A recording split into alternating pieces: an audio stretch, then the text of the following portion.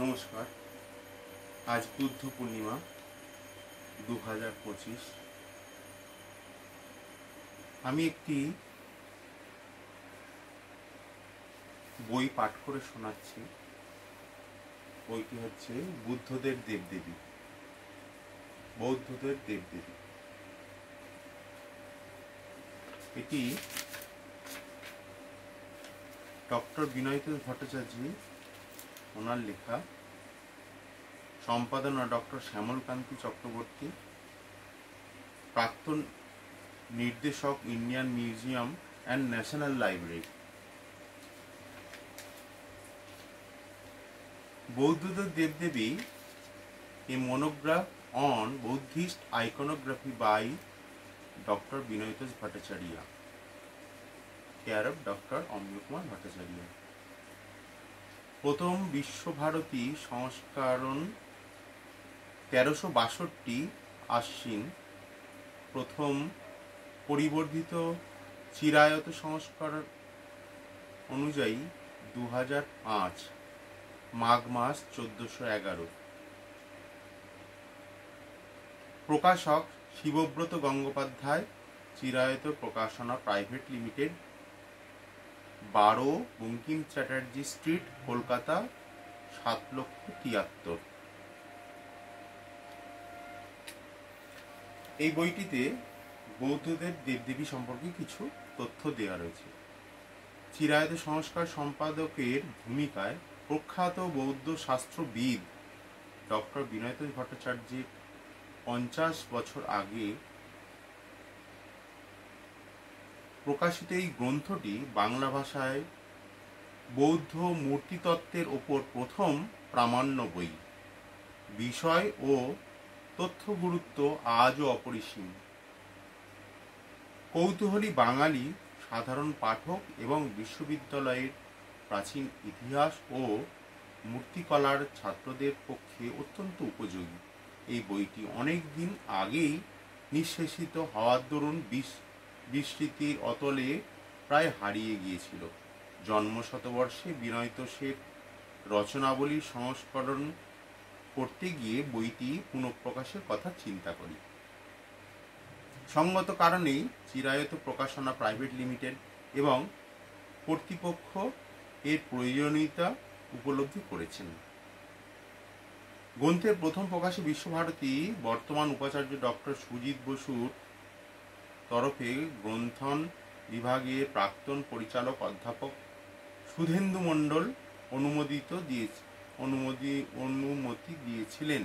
বিনয়তোষ পুত্র প্রখ্যাত চিকিৎসক ডক্টর অমিয় কুমার ভট্টাচার্যকে নবকলেবরে মুদ্রণের জন্য প্রথম সংস্করণের ছবি ছাড়াও কয়েকটি নতুন মূর্তি চিত্র সংযোজন করা হয়েছে। বইটির বিষয়বস্তুর সঙ্গে সঙ্গতি রেখে বরোদার রাজ্য সংগ্রহশালা, ভারতীয় জাদুঘর এবং বিশ্বভারতীর কর্তৃপক্ষকে এবং ডক্টর অমিয় কুমার ভট্টাচার্যকে কৃতজ্ঞতা জানাই। প্রকাশকের তরফে বিনয়তোষের প্রাঞ্জল রচনাশৈলীর কোনো পরিবর্তন করা হয়নি, তবে গ্রন্থ শেষে পাঠকের সুবিধার্থে পরিশিষ্টতে পরিবেশিত হয়েছে হস্তমুদ্রা, আসন ও মূর্তিতত্ত্ব বিষয়ে কয়েকটি টিকা টিপ্পনী। বইটি ডক্টর বিনয়তোষ ভট্টাচার্য, উনি হচ্ছেন মহামহোপাধ্যায় হরপ্রসাদ শাস্ত্রীর সুপুত্র। উনি বৌদ্ধিস্ট আইকনোগ্রাফি ছিলেন একজন। তার সুপুত্র ডক্টর অমিয় কুমার ভট্টাচার্য বংশ পরম্পরায় তার ভাবধারায় কিছুটা তুলে ধরার চেষ্টা করেছেন।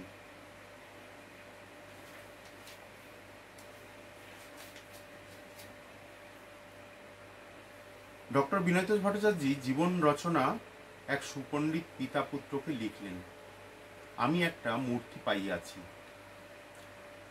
তোমার বই ও সাধনমালা দেখিয়া আমার বোধ হইয়াছে মহত্তরী তারা আসন পিড়ি হইয়া বসা, পায়ের দুই তেলই উপর দিকে মুকুট আছে, কুণ্ডল আছে, একটা হাতে বরদ আর একটা পদ্ম থাকা উচিত, কিন্তু পদ্মটা স্পষ্ট নয়। জোড়া পদ্মের উপর বসা, নাইয়ের নিচের থেকে কাপড়। মূর্তিটা কোনো দেবতার। মূর্তিটি কোন দেবতার? বজ্র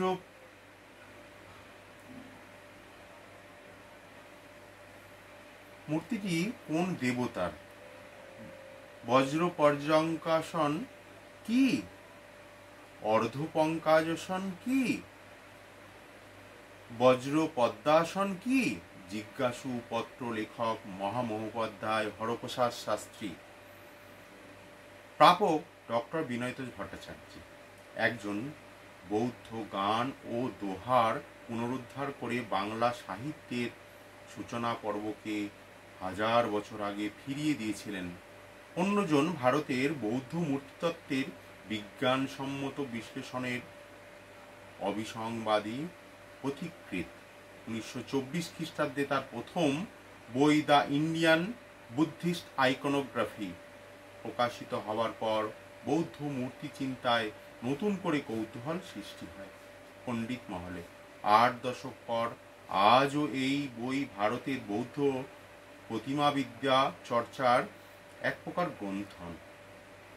এরপর বৌদ্ধ ধর্মের দেবদেবীদের ধ্যান রূপের সংকলন সাধনমালা 2টি খণ্ডে 1925 এবং 1928 সম্পাদনা করেন বিনয়তোষ।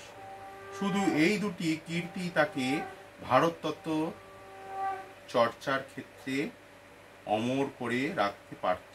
তবে বৌদ্ধ ধর্ম ও তন্ত্র সাধনা বিষয়ে তার মৌলিক এবং সম্পাদিত গ্রন্থ যেমন গুহ্য সমাজতন্ত্র, নিষ্পন্ন যোগাবলী এবং অন ইন্ট্রোডাকশন টু বুদ্ধিস্ট ইসোটোরিজম বিনয়তোষের গভীর পাণ্ডিত্য ও বিশ্লেষণী ক্ষমতার পরিচয় বহন করছে। প্রিমিটিভ বুদ্ধিজম টু মহাযান নামে আরও একটি গ্রন্থ খসড়া রচনা করেছিলেন তিনি। বিনয়তোষ ভট্টাচার্যের শতবার্ষিক স্মরণ গ্রন্থ বিনয়তোষিনী প্রকাশিত সম্পাদনা শ্যামলকান্তি চক্রবর্তী সম্পূর্ণ করে যেতে পারেননি। এই রূপরেখা থেকেই বোঝা যায় অত্যন্ত বিস্তৃত পরিসরে তিনি বৌদ্ধ ধর্মের উদ্ভব ও পরিবর্তন নিয়ে আলোচনা করতে চেয়েছিলেন এই বইটিতে। সব মিলিয়ে তার গ্রন্থ সংখ্যা 20 এবং প্রবন্ধাবলী 200-রও বেশি।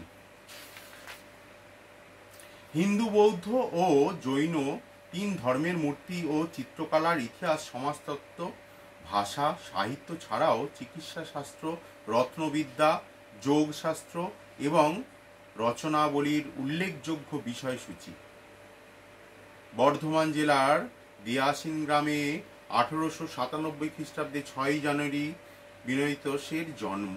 পিতা হরপ্রসাদ, মাতা হেমন্ত কুমারী। বিনয়তোষের পৈতৃক বাসস্থান নৈহাটি শাস্ত্রী ভিলা। পরিবারের কুলপঞ্জি হওয়ায়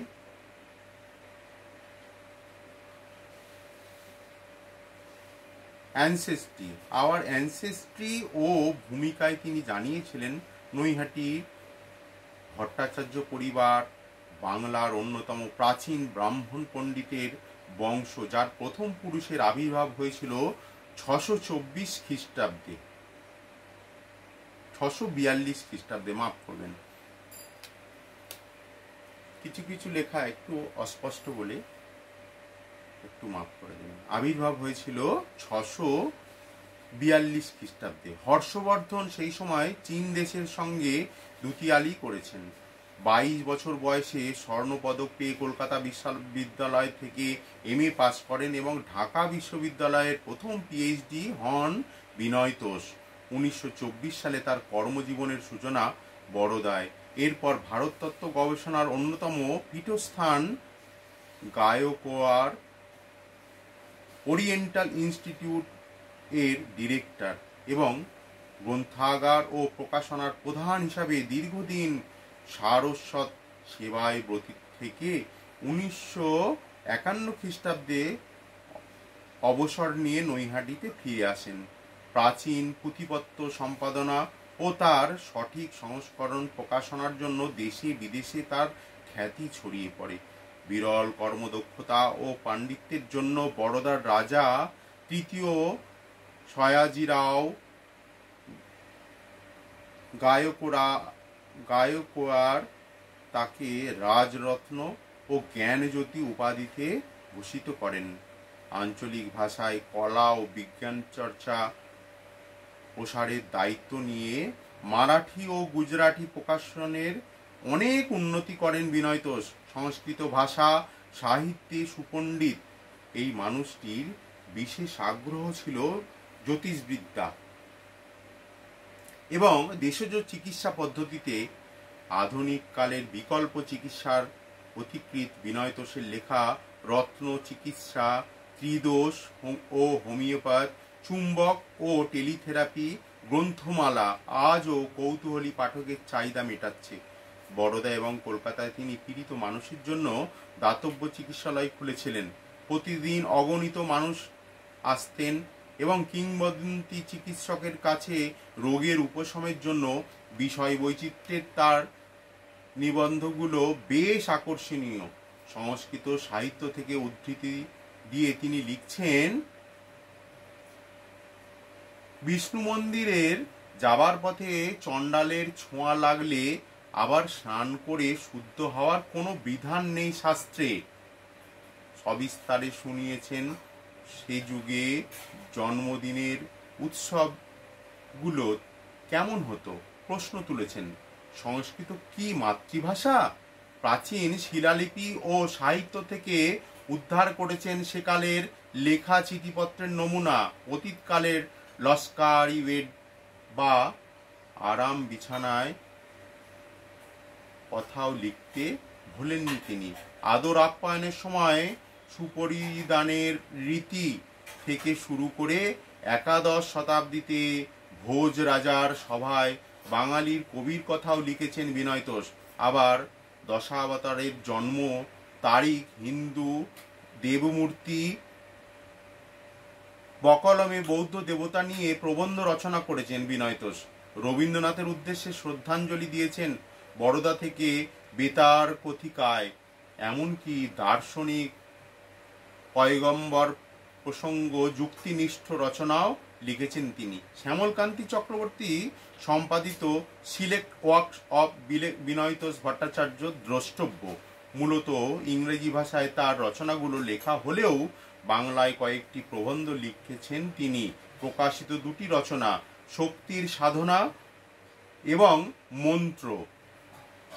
আর 1954 খ্রিস্টাব্দে বিশ্বভারতী কর্তৃপক্ষের অনুরোধে বিনয় তোষ লিখছিলেন বৌদ্ধদের দেবদেবী। 50 বছর পরও বাঙালি পাঠকের কাছে এই বইটি গুরুত্ব একটুও কমেনি।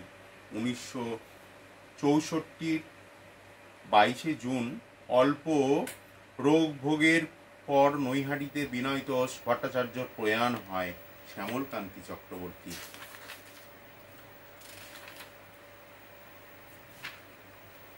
আর একটু পড়া যাক। উপঘাত। স্বাস্থ্যের আবশ্যকতা। মানুষ চিরদিনই কৌতূহলী। তাহার কৌতূহল চরিতার্থ করিবার জন্য সংসারের অনন্ত শাস্ত্রের প্রয়োজন হইয়াছে। মূর্তিশাস্ত্র তেমন অনন্ত শাস্ত্রের অন্যতম। যেমন দেখা যায় সেইখানেই মূর্তি রহিয়াছে। নানা প্রকারের মন্দির নানা স্থানে রহিয়াছে। প্রত্যেকটির ভিতর এক বা ততোধিক মূর্তি প্রতিষ্ঠা করা হইয়াছে। নানান দেশের জাদুঘরে নানান মূর্তি সংরক্ষিত রহিয়াছে।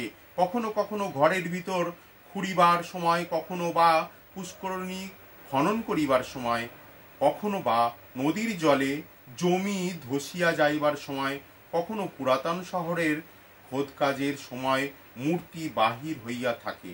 সেই মূর্তিগুলি কি, কোন দেবদেবীর, সেগুলি কোন সময়ে প্রস্তুত হইয়াছিল, কোন ধর্ম অনুসারে প্রস্তুত হইয়াছিল, তাদের হাতের অস্ত্রশস্ত্রগুলি কি এবং কেন দেয়া হয়েছিল, সেগুলি শিল্পকর্ম কি ধরনের এবং তাহার সাহিত্য অন্য শিল্পের সম্বন্ধ কি ইত্যাদি নানা প্রকারের প্রশ্ন উদয় হইয়া থাকে এবং দর্শকের মনে সত্যই কৌতূহল উদ্দীপ্ত হইয়া থাকে। মূর্তিশাস্ত্র এই সকল নানামুখী প্রশ্নের উত্তর দিবার যথাসাধ্য প্রয়াস করিয়া থাকে। ভারতবর্ষে বিভিন্ন মন্দিরের, বিভিন্ন জাদুঘরে এবং বিভিন্ন পুরাতন শহর ঘুরিবার সময় প্রাপ্ত মূর্তি সাধারণত 3 ভাগে বিভক্ত। এই ভাগগুলি প্রধানত ভিন্ন ভিন্ন ধর্ম অনুসারে করা হয়। হিন্দু, বৌদ্ধ ও জৈন এই 3 ধর্মের অনুযায়ীরা নানা প্রকারের মূর্তি কল্পনা করিয়াছিলেন এবং ভাস্কর দ্বারা বহুবিধ মূর্তি প্রস্তুত করাইয়া মুখ্য গৌণ দেবদেবী রূপে মন্দিরে সন্নিবেশে করিয়াছিলেন। মূর্তিশাস্ত্রের সেই জন্য প্রধান কর্তব্য মূর্তিগুলি ধর্ম অনুসারে বিভাগ করা এবং মূর্তিগুলি কোনটি হিন্দু, কোনটি বৌদ্ধ এবং কোনটি জৈন তা ঠিক করা। মূর্তি বলতে আমরা একটি প্রতীক বা নিদর্শন বলিয়া মনে করি। এই প্রতীক কোন ধর্মের, কোন সভ্যতার, কোন দর্শনের এবং কোন তত্ত্বের তাহা ঠিক করার মূর্তিবিদদের কাজ। এই গ্রন্থে অবশ্য হিন্দু ও জৈন মূর্তি ছাড়িয়া দিয়া কেবল বৌদ্ধ মূর্তির পরিচয় দেওয়া হইবে। বৌদ্ধ মূর্তিশাস্ত্র এক প্রকাণ্ড সমুদ্র বিশেষ। এইরূপ গ্রন্থ বিস্তারিত বিবেচনা করা সম্ভবপর নহে। তাহা মোটামুটি এবং অতি প্রয়োজনীয় গুটি কয়েক তথ্য প্রকাশ করা যাইতে পারে। একথায় মূর্তি দেখিলে তাহার পরিচয় করাইয়া দেওয়া শাস্ত্রের মুখ্য উপকারিতা। তাহা বোধহয় পাঠকদের বলিয়া দিতে হইবে না। এই গ্রন্থে শুধু শিক্ষার্থীদের উপকারী আসিবে তাহা নহে, যাহারা মূর্তি লইয়া নাড়াচাড়া করেন এমন প্রত্নতাত্ত্বিক গণেরও কাজে লাগা সম্ভব।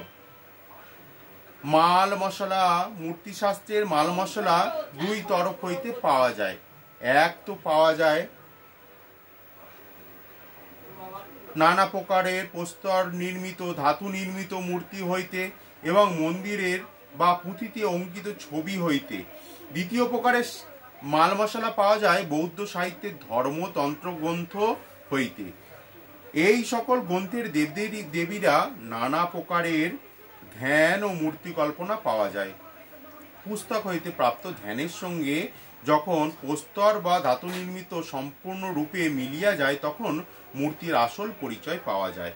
এক্ষেত্রে মূর্তির ধ্যানের সহিত প্রস্তর বা ধাতু নির্মিত এতটুকুও তফাৎ থাকা উচিত নহে। যদি থাকে তাহা হইলে দেবতার পরিচয় অসম্পূর্ণ এবং সময়ে সময়ে ভ্রান্ত হইয়া থাকে।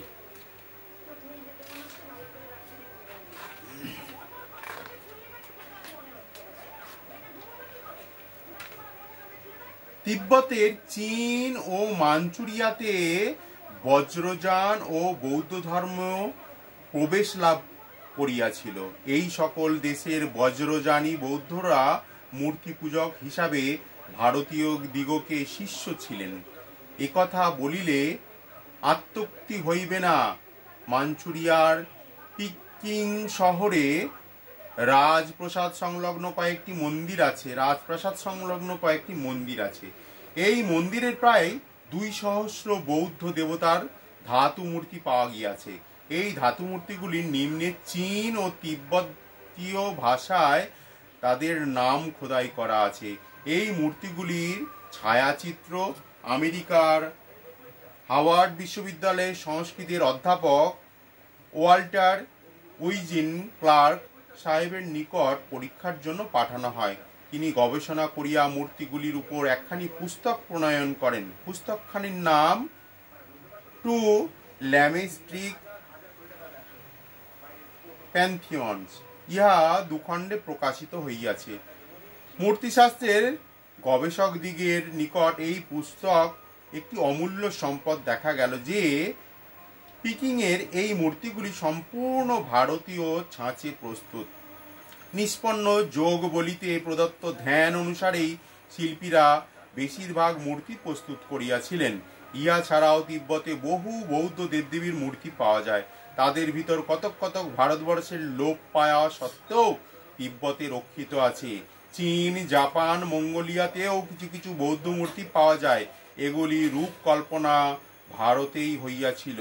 তাহা ছাড়া খাঁটি তিব্বত চৈনিক, জাপানি, মাঞ্চুরীয় মূর্তি প্রচুর তৈরি হইয়াছিল এবং এখনো পাওয়া যায়। এ বিষয়ে এই স্থানে অধিক বলা নিষ্প্রয়োজন। দেবদেবীর উৎপত্তি। এখন বিচার করা যাক বৌদ্ধদের দেবদেবীর উৎপত্তি কি প্রকার হইল এবং কিভাবে তাহাদের মূর্তি কল্পিত হইল। এ বিষয়ে অনুধাবন করিতে হইলে বৌদ্ধ তন্ত্র সাহিত্যের শরণাপন্ন হইতে হয়। বৌদ্ধ তন্ত্র মতে সৃষ্টির আদি ও অকৃত্রিম উৎপত্তিস্থল একমাত্র শূন্য। এই শূন্যের অর্থ সৎ, বিজ্ঞান, মহাসুখ, অর্থাৎ শূন্য চিৎ সদৃশ্য আনন্দ স্বরূপ। এই শূন্য ঘনীভূত হইয়া প্রথমে শব্দরূপে দেখা দেন এবং পরে শব্দ হইতে পুনরায় ঘনীভূত হইয়া দেবতা রূপ গ্রহণ করিয়া থাকেন। বৌদ্ধদের আদিতন্ত্র গুহ্য সমাজ গ্রন্থে এই বিবর্তনের একটি জাঁকালো বিবরণ দেওয়া আছে। সেখানে দেখা যায় কায়বাক চিত্ত বজ্র সমাধি গ্রহণ করিতেছেন এবং ভিন্ন ভিন্ন সমাধিতে সমাধিস্থ হইবার পর একটি শব্দ উত্থিত হইয়াছে এবং এই ধ্বনি ক্রমশ গাঢ় হইতে গাঢ়তর হইয়া একটি ধ্বনি বুদ্ধ আকারে পরিণত হইয়াছে। জগতের কারণ রূপে শূন্য আপনাকে প্রথম 5 ভাগে বিভক্ত করেন। এইগুলিকে স্কন্ধ নামে পরিচিত। হিন্দুদিগের পঞ্চভূতের ন্যায় জগৎ কারণ রূপে গণ্য হইয়া থাকে।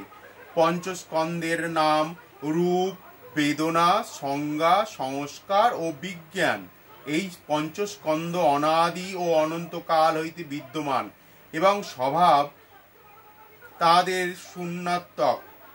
কর্মবাসে যখন এই পঞ্চস্কন্ধ একত্র হয় তখনই দৃশ্যমান জীবের পরিণত হইয়া থাকে।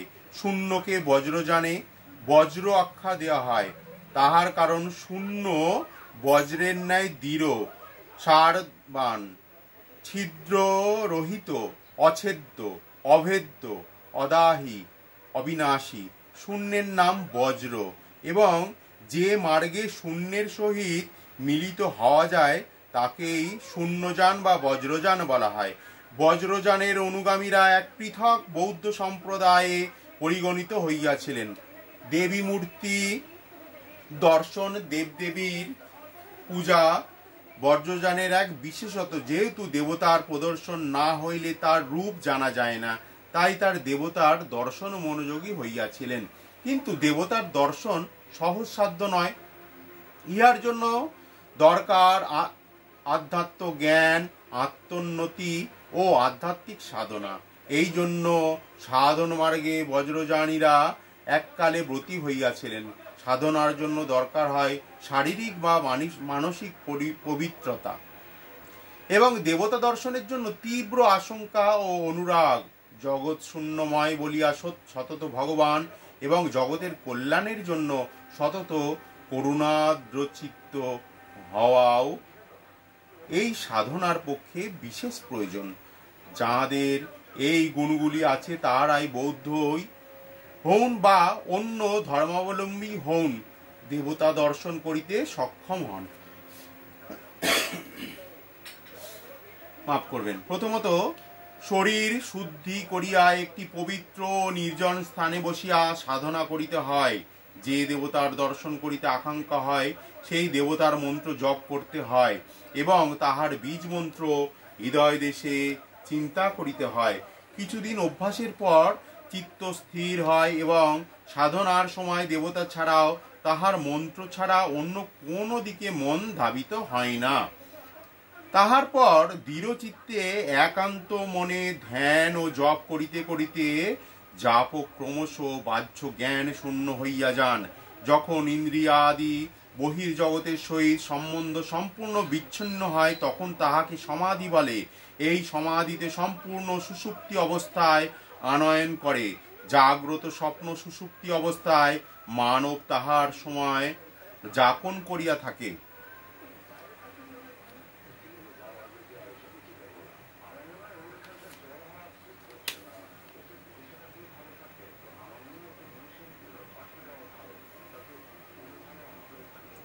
জাগ্রত অবস্থায় ইন্দ্রিয় বহির্জগতের সহিত সম্পূর্ণ সম্বন্ধ রাখিয়া থাকে।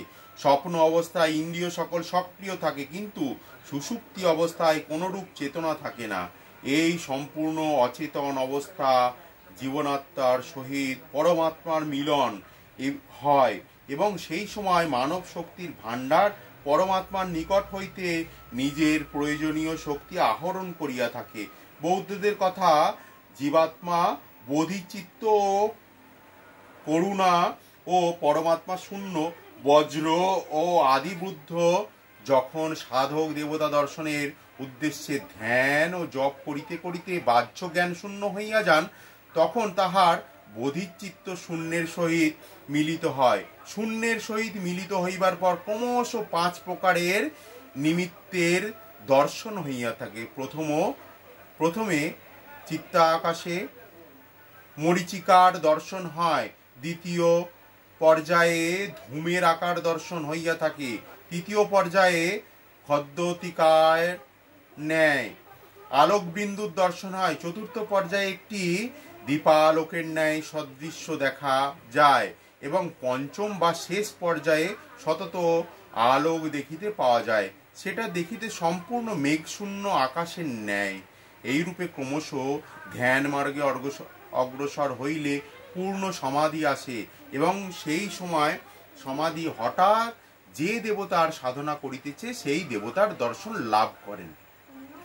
আরও এই মার্গে অগ্রসর হইলে দেবতাকে সর্বত্রই দেখিতে পান, এবং নিজেকেও সেই দেবতা রূপে অনুভব করিতে পারেন, এবং এই দেবতা যোগের ফলে উত্তরোত্তর শক্তি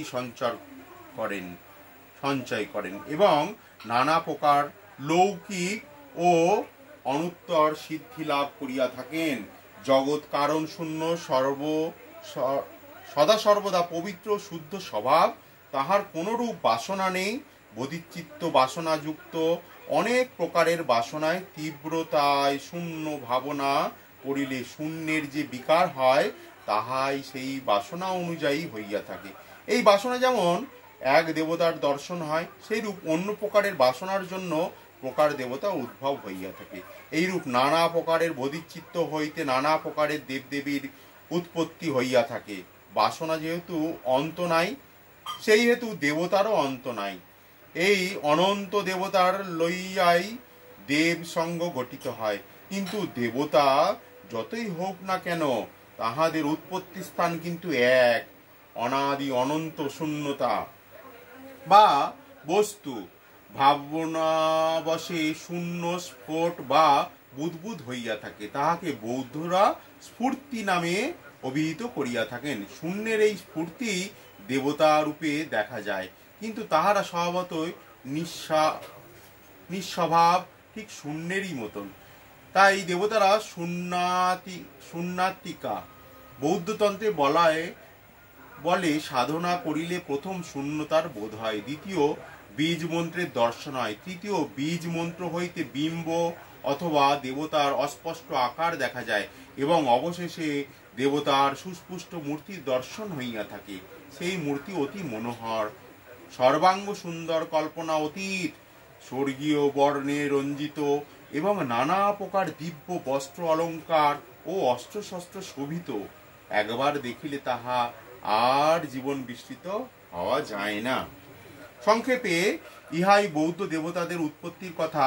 দেবতা দর্শন একটা আধ্যাত্মিক সাধনার ব্যাপার।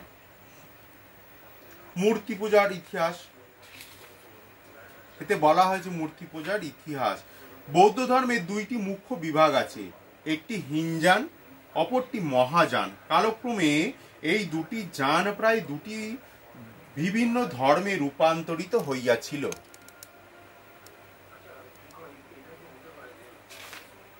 হীনযান পুরাতন এবং মহাযান আধুনিক।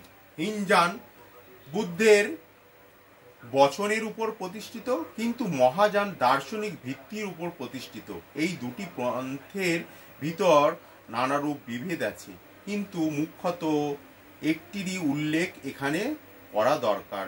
হীনযানের নিজেদের মুক্তিদের প্রধান লক্ষ্যবস্তু, কিন্তু মহাযানে নিজের মুক্তির স্থান নাই।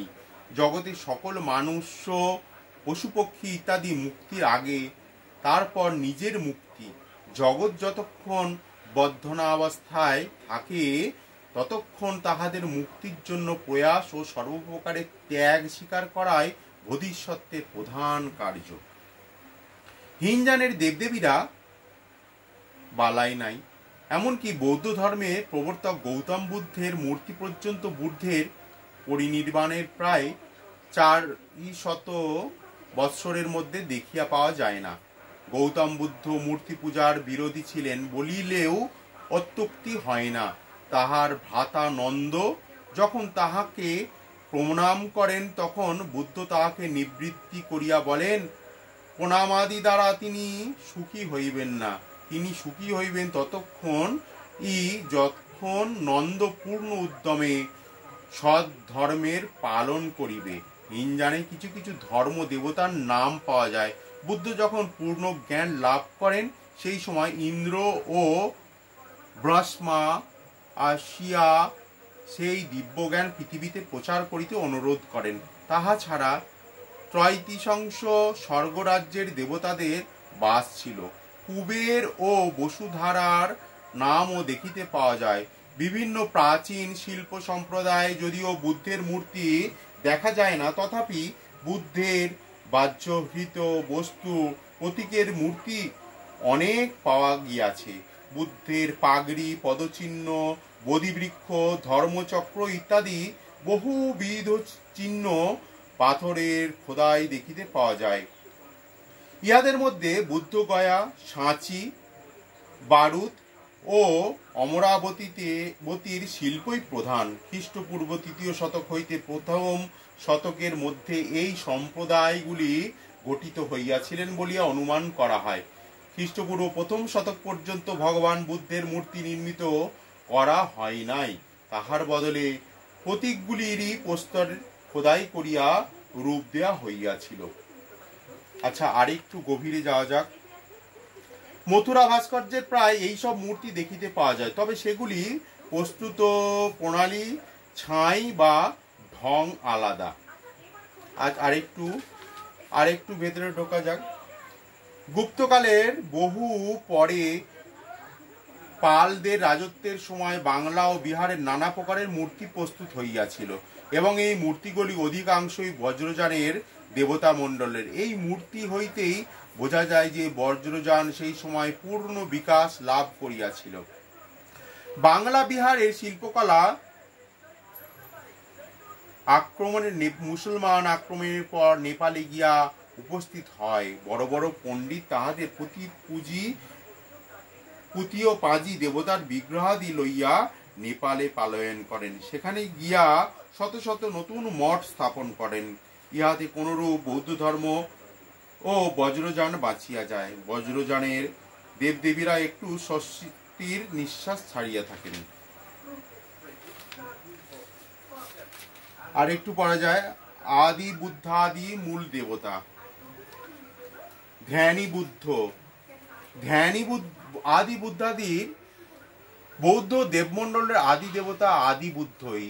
ইনি খ্রিস্টীয় আদি কারণ শূন্য বা বজ্র। ইনি সর্বব্যাপী, সর্বকারণ, সর্বশক্তির আধার এবং সর্বজ্ঞ। সৃষ্টির প্রত্যেক অনুপরমাণুতে ইনি বিদ্যমান। এই জন্য সৃষ্টির সমস্ত বস্তুর স্বভাব শূন্য, শূন্যরূপ, নিঃশ্বাস, বুদ্বুদ স্বরূপ, কেবল শূন্যই নিত্য। আদিবুদ্ধ সেই শূন্যের রূপকল্পনা। আদিবুদ্ধ হইতেই পঞ্চধ্যানী বুদ্ধের উদ্ভব। পঞ্চধ্যানী বুদ্ধের 5টি স্কন্ধে অধিষ্ঠাতা। আদিবুদ্ধ যখন দেবতাকে কল্পিত হন তখন তাহার নাম বজ্রধর এবং তিনি কমলের উপর ধ্যানাসনে উপবিষ্ট থাকেন।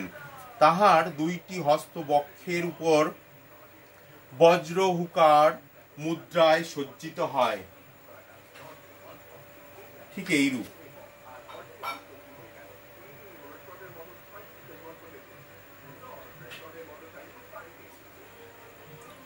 এইরূপে প্রকাশিত হয়।